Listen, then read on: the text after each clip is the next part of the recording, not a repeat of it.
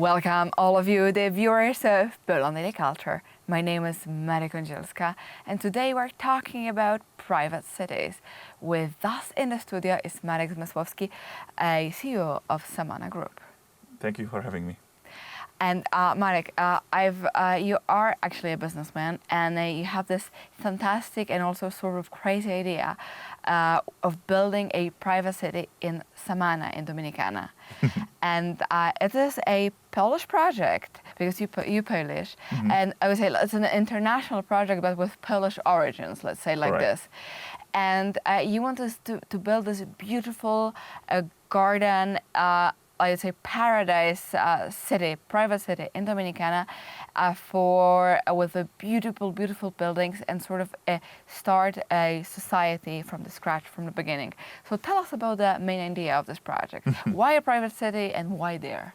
Yeah, so the concept of private city does seem a little bit crazy, especially in Europe though, because if you think about it, we're simply building a real estate project, which is big enough that can afford to have its own infrastructure, including shopping malls, sports centers, hospitals, and so on. When you look at the rest of the world outside Europe, private cities are actually a thing, and they're quite popular. There's more than 20 of them just in the North and South America. There's also a few of them in Asia.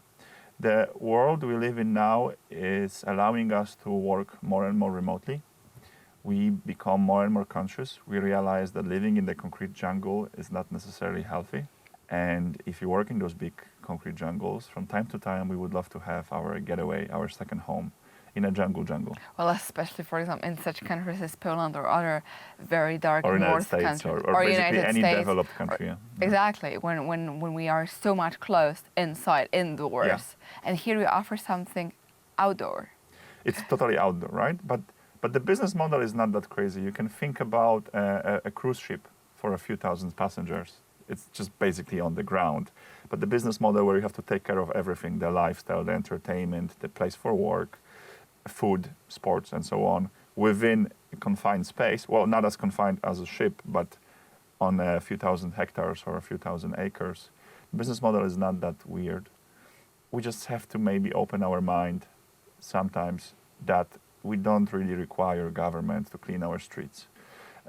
Or sell us the electricity. We can do this using a private company. On your own. Yeah. So you're sort of libertarian in some aspects. It probably signs up more on the libertarian aspect of the spectrum. I would just say it's slightly more independent than the current setup. I wouldn't like to necessarily use the word libertarian. Any label and statement. It sounds extreme though, right? Every new mindset, every new paradigm has its stages of adoption. Even blockchain used to be used only by early adopters and criminals and crazy IT guys, right? And now blockchain and technology and Bitcoin is used by corporations. And I think that the whole concept of building private communities from scratch, from ground up, a few years back was considered crazy because only some libertarians were building or taking over some oil rigs on the sea. But now it's getting more and more popular simply because the mass market, for the lack of a better word, the typical client, the typical resident, needs it more and more.